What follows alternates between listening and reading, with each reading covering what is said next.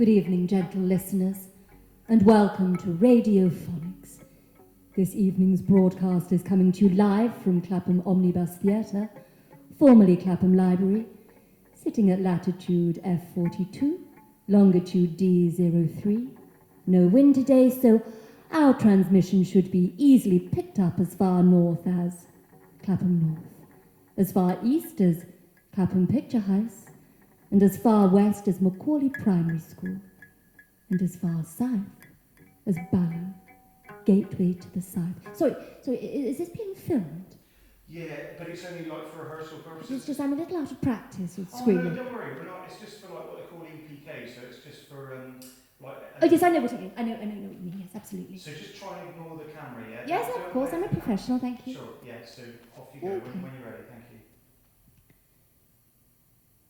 Good evening, gentle listeners, and welcome to RADIOPHONICS. This evening's broadcast is coming to you live from Clapham Omnibus Theatre, formerly Clapham Library. Sorry. Can you just ignore the camera? Yes, I was. Well, it from looking at through the lens, it looked like. I know what I'm doing, young man. Sorry. Thank you. I've been in the business a little bit longer than you. Thank you. And action. Good evening, gentle listeners, and welcome to RADIOPHONICS. This evening's broadcast is coming to you live. Sorry, it's brilliant. Sorry to stop you there. It's just it does look a bit like you are playing to the camera a bit. So No, I didn't look at the camera once. okay. Well, can we try it again? Is that all right? And just this time, like, just don't look at the camera I wasn't at all. looking at the camera, but absolutely. Okay. 1, 2, 3, and action. Good evening, gentle listeners, and welcome to RADIOPHONICS. This evening's broadcast is coming to you live. Sorry, stop. You're looking right down the barrel of the camera. I have looked at the camera once, young man. Well, I'm sorry, who is this whippersnapper? why do the EPK for the... I'm not being told how to do the job that I've been doing for the last 83 years. Could somebody remove him from the studio, please? And bring me my doggy. Okay. Can we have our doggy in, please? I'll go.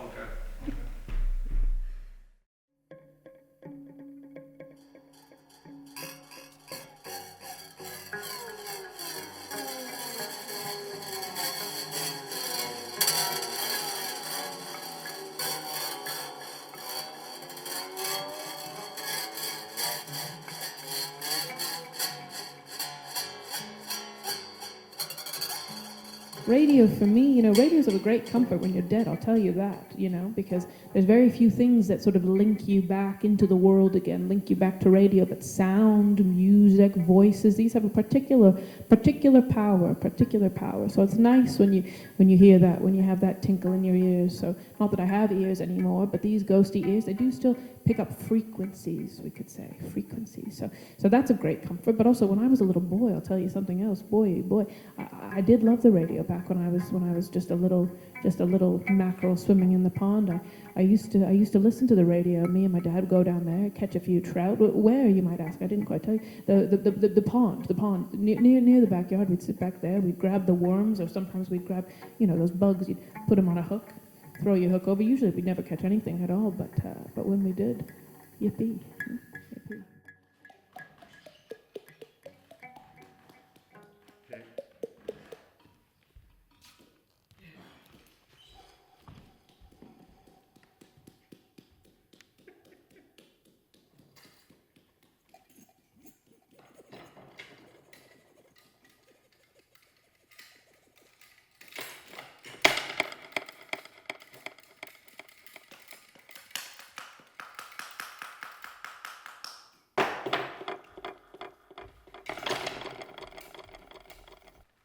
They said that there is a job in UK for an au pair, and then I came here and there is no kids, only that thing.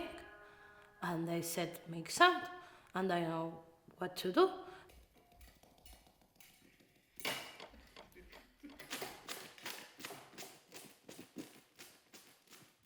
They locked me for 2 weeks in a room and said, make sound, but there is no kids, and and I'm an au pair.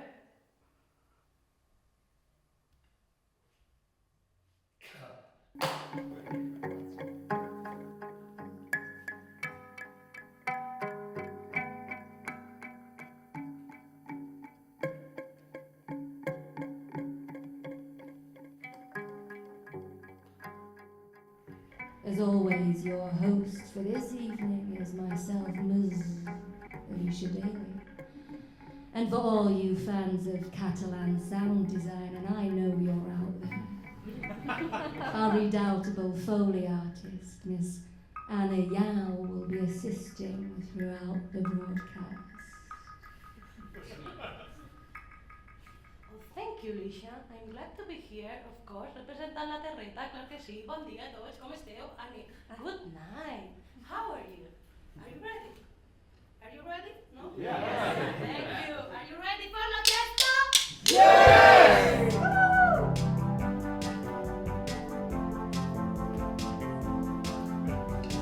And now we have here para todos vosotros darle un fuerte aplaudimiento a la princesa, the princess, of course, la princesa Margarita Dolores de los Antonios de la Mr. Ramona, que viene de echarse una pedazo de siesta because you know it's a princess, it's lazy, yes, but is here for all of you. Give a great welcome to Chloe Young!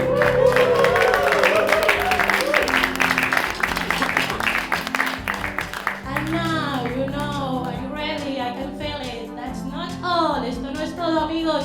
Darle una calurosa bienvenida a la presidenta de Canadá. Yeah, the president of Canada. Dolores María Antonia de las Mercedes, de la Rosalía, de las Antonias, que viene directamente de Madrid en taxi porque ya sabes, está muy ocupada, pero va a tener tiempo para hacernos a todos una paella. No, that's the job. We have no time for paella, but it's here for all of you. Great welcome to the Shea Google!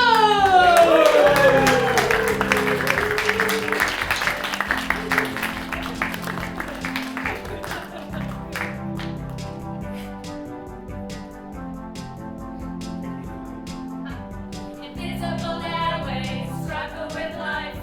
Frequencies moving up into the sky. Endlessly swirling, they never will die. Every broadcast that has ever been made. Only the humans left below will die. I die, you die, we die, all die. Not radiophonics, not radiophonics, not radiophonics. They never will die. But not radiophonics, not radiophonics, not radiophonics. They never will die. Frequencies live, frequencies live.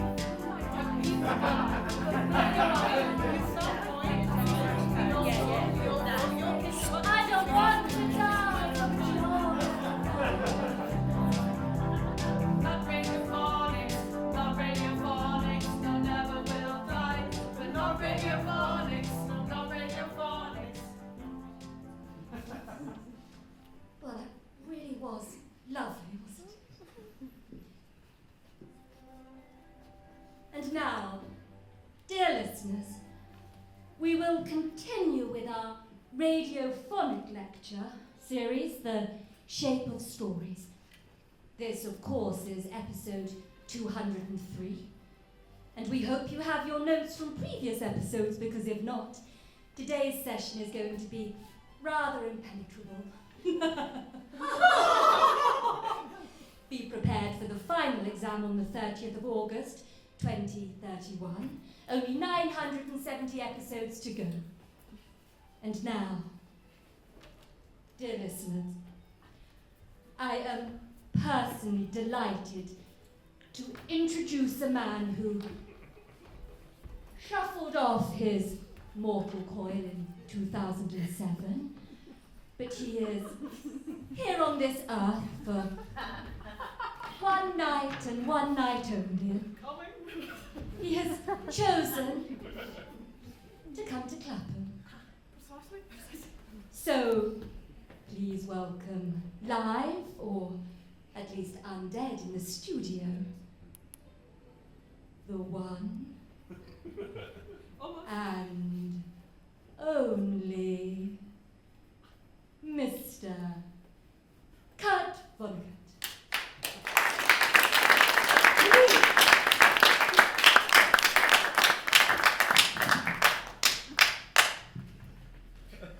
Thank you. Hello. Hi. So, I'm Kurt Vonnegut, long dead, much loved American author. So, stories. Exactly. Right, yes. Stories. So, you have any stories? None. Not one. None you've scribbled on bathroom walls or you've written in your diary. None you've carved into wood. Nothing? You have one? Two? Do you have any stories? You don't have to tell me. You can keep them up here in your noggin if you prefer. Right. Stories. So, it's a bit controversial. Some people have them and apparently some people don't. We're not sure. Right. So, me, Kurt Vonnegut, here to explain the shape of stories this evening. Precisely, yes, thank you. So, stories, here we go, stories, here we go. Me, Kurt Vonnegut. Exactly, thank you. One night, out of the grave, you know. World War II, do you know it? Yeah. Me too, I was there, actually. Me, Kurt Vonnegut, GI extraordinaire. Right, not the tie, well, it could be. Right, so, stories, yes, right. Stories, right. Stay on track, Kurt. Full steam ahead. Oh, meow. Right. Stories. I took a lesson once in writing. Professional writer. Right. Stories. Here we go. So, stories. So, we're going to... Exactly. Thank you. So, stories. Thank you. Yes, right. Stories. So, here we go. We're going to do a little diagram, aren't we? Now, this little diagram is going to be the GI axis. Here she comes, coming around the mountain.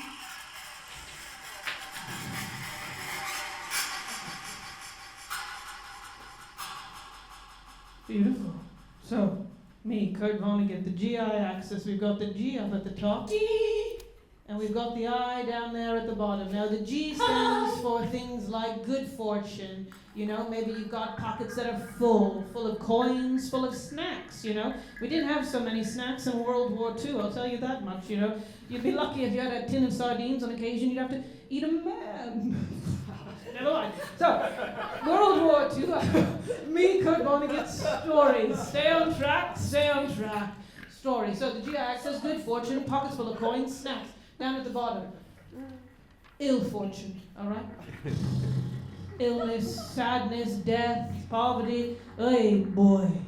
Me, Kurt Vonnegut, here to explain that to you. So, there we go, perfect sense. Now, we've got another axis coming in hot off the press, all right? Here she comes. No hurry. There we go. Now this axis here is going to be the BE axis, all right? Now the B, of course, is going to stand for beginning. B. Excuse me, do you mind if I talk to you? Yep. Oh, we've spoken already. I should talk to someone else, shouldn't I? It's good to mix things up, isn't it? I'm only here for one night, so it's good for a bit of a variety. We haven't spoken, have we? Would you be up for a chat? Me, Kurt Vonnegut? You're up for it or you're not up for it? Your head's shaking no. You're up for thumb says yes, but head says, I understand. Life's complex, isn't it? So, if the B stands for beginning, well, what do you think the E stands for? End. I think so, wouldn't you? It's a solid guess. Could I comfort you for a minute? Could I? Right. It's not end, if you can believe it. Me, Kurt Vonnegut, here to tell you the truth, and here to surprise you. So, it actually stands for, you love this part, don't you? Tell us what it stands for. Entropy. Now, if you don't know what entropy means, don't worry, that's what Kurt's here for. Now, entropy means infinite chaos, all right? An array of things you understand, things you don't understand, weirdness, freakiness, bits and pieces and bobs and boobs. Boob. I meant to say bobs, but I said boobs. So, you have to say these things and you have to move on. Stories. And you could write a story about boobs if that's what you like. So, I think we're full steam. I think we're making good headway here. So we've got the GI, we've got the BE, moving right along. So now, one story structure, and this is a popular one. I've used it many times before, and it's called Man in a Hole, all right? It doesn't need to be about a man, and it doesn't need to be about a hole. That's your own prerogative, right? Stories. So, now, for this one to work, we usually start up here, all right? Good fortune. Things are going well. Life's all right. Life is all right. You're feeling good. Maybe you laugh on occasion. It's good to laugh. Kurt likes to laugh, doesn't he? So, but nothing stays good forever, does it? It certainly didn't for me. I'll tell you, when I was eating a man down in the trenches over here. So, you start good, but then whoopsie-doo, you fall off your tricycle, and life teaches you a lesson you won't forget. So, but are you going to stay down there? Do we ever stay down there? Listen, sometimes we do. Life is hard, isn't it? You've seen it.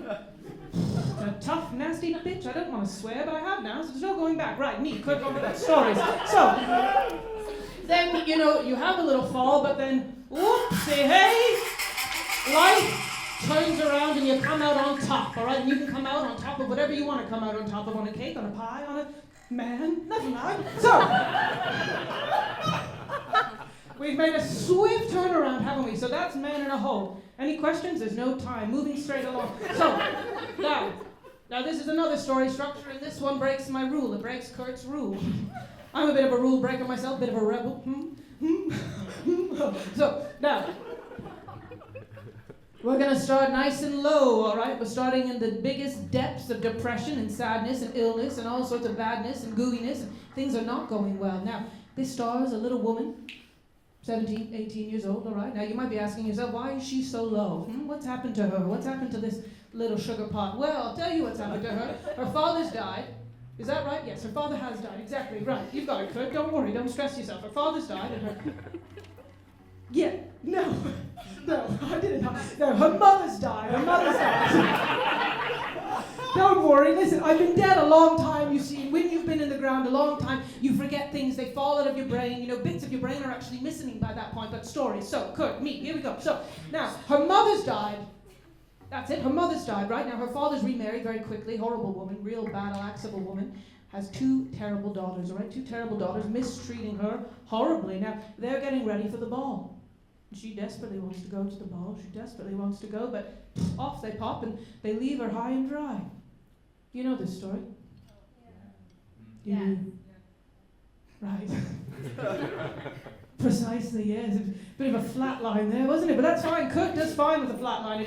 It's no problem for me. It's no problem at all. World War II will teach you that, to just roll with the punches, roll with it, move along. So, now, exactly, it's this one that you just said. Hoo-ha, wow. So, now, they get ready to go to the ball. She's not going, is she? She's not going at all. So she sat there, all kinds of sad. Maybe she's crying a little bit. Maybe she's mopping a floor or dusting a blind, whatever you might do. Now, something appears, doesn't it? Some sort of mirage, a bit of magic, we could say. Oh.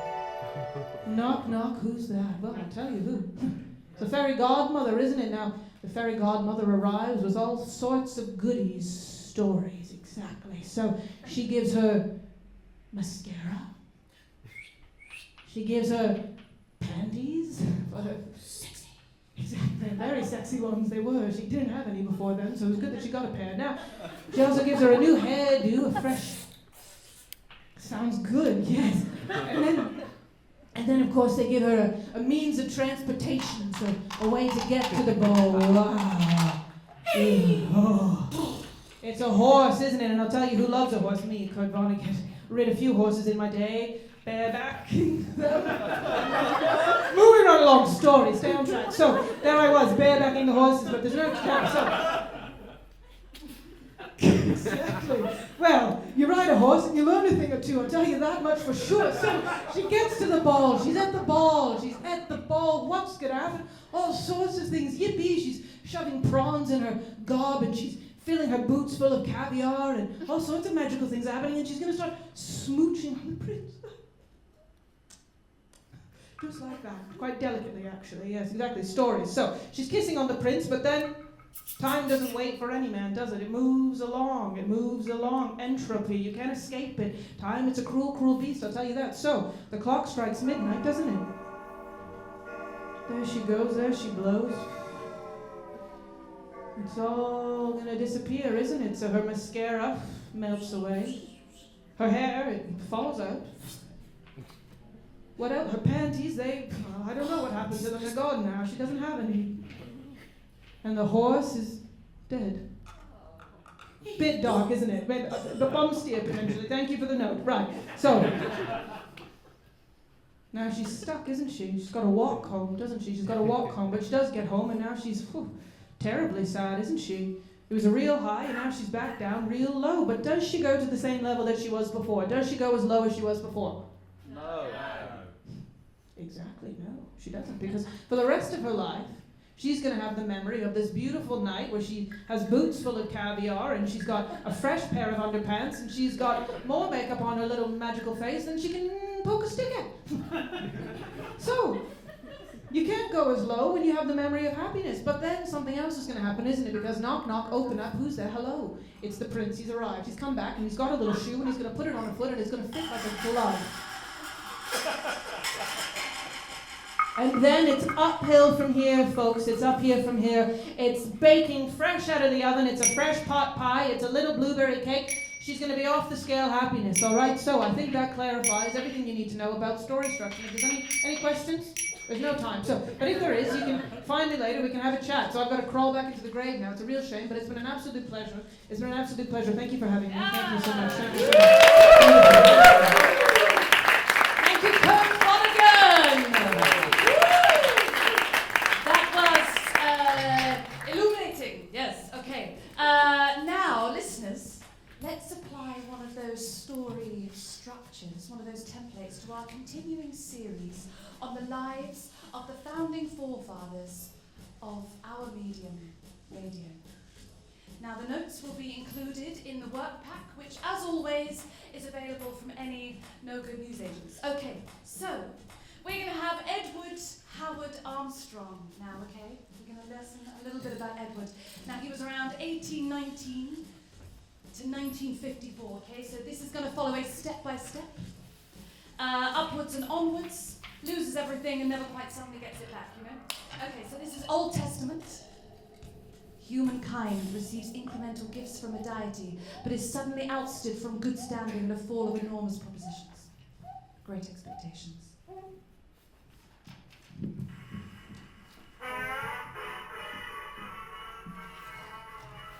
Born and bred in New York at the age of 8, Edwin Howard Armstrong was diagnosed with St. Vitus dance. Due to his illness, he was tutored at home, and he became quite an isolated little kid. He developed a rather human relationship with mechanical and electrical devices. I love you, Clamp. You are so beautiful. You are my best friend. Edwin was particularly keen on heights, and he hung about at the top of high trees and antennae, causing quarrels in the family. Where is the kid, eh? You had the kid. I told you to keep an eye on the kid. That's what I said. What do you mean? I told you to look at the kid. No, you didn't. No, you didn't. Yes, I did. Oh, fuck's sake. Edwin! Edwin! He'll be up at that elm tree again. Oh, I'm gonna kill this kid. I'm gonna kill you first. I'm gonna kill you first. No, I'm gonna kill you first. No, you first. No, you. I'll kill you. I'm gonna kill you. Do you hear what I'm saying? Is that gonna do your head? Oh, you're gonna headbutt my face? No, just make me just say poop. Run all over your Rubbing on my face. I'm not throwing.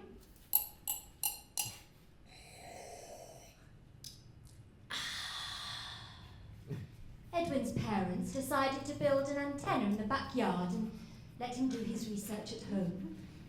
And so Edwin grew up to be an interesting and challenging thinker, attending Columbia University, where he pushed teachers' buttons with his rather practical mind, disregarding mathematical equations and provoking electrical shocks and power cuts at the university laboratories.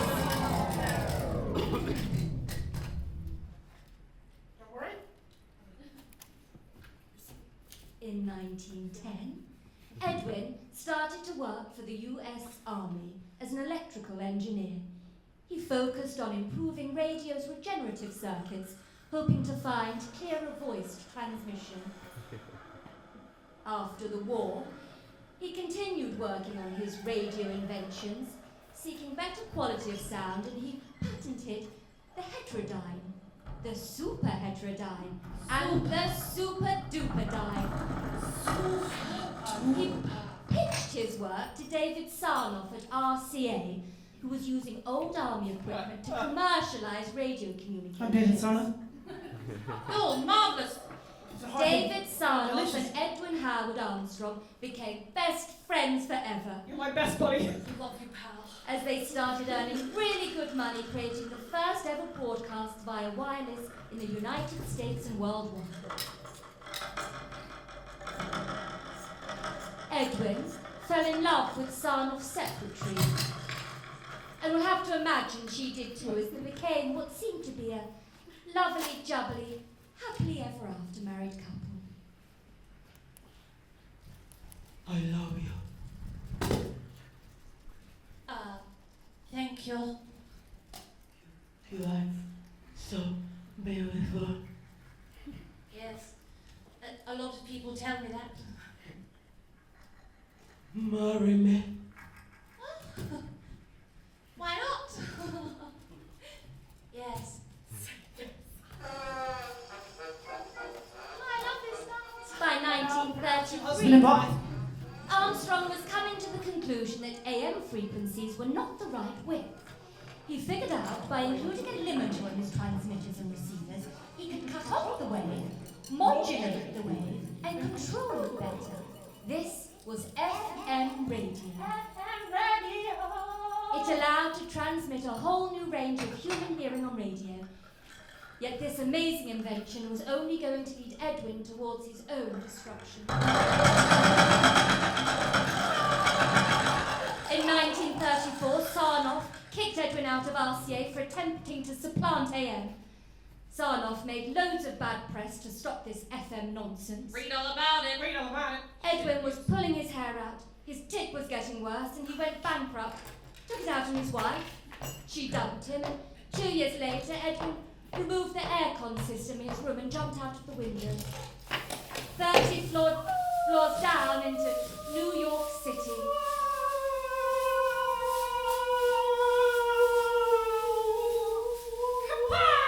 Holy wow! There was nothing epic about the last few years of his life, apart from the fact that some say Armstrong's body turned up on the 3rd floor balcony of a nearby building, wearing his own hat. Sweetie, have you seen the hat? He's wearing his own hat. The hat was He invented FM, but he never enjoyed the victory. quack, quack, quack. Betrayed by his best friend, dumped by his wife, poor, ill, kaput.